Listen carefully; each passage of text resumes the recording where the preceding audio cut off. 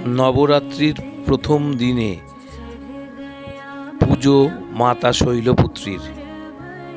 জানুন তার অজানা কাহিনী।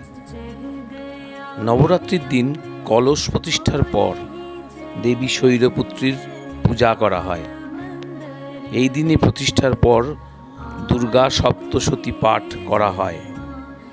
ধর্মীয় শাস্ত্র অনুসারে কলসকে ভগবান গণেশের রূপ হিসেবে বিবেচনা করা হয়। যে কোনো শুভ কাজ যেমন সিদ্ধিদাতার পুজো দিয়ে শুরু হয়, তেমনি পুজো শুরু হয় কলস পুজো দিয়ে। নবরাত্রির 9 দিনে মা দুর্গার 9টি রূপের পূজা করা হয়। নবরাত্রির প্রথম দিনটি মা শৈলপুত্রীকে উৎসর্গ করা হয়।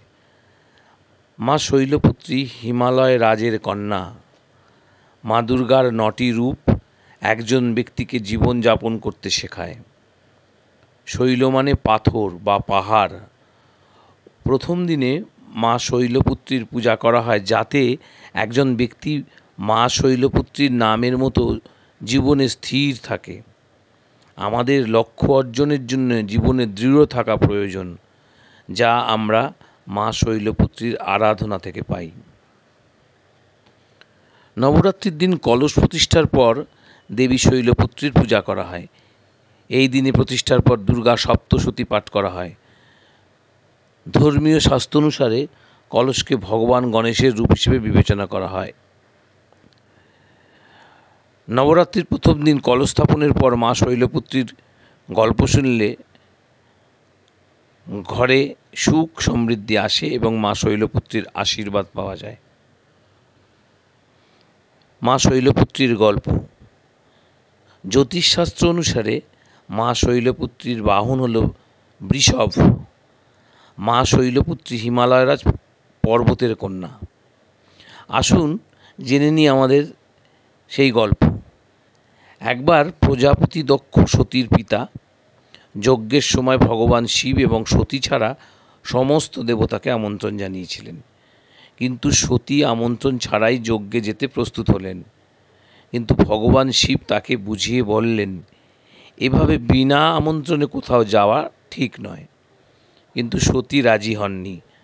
আমন্ত্রণ ছাড়াই যজ্ঞে সতী তার পিতার স্থানে পৌঁছেছিলেন।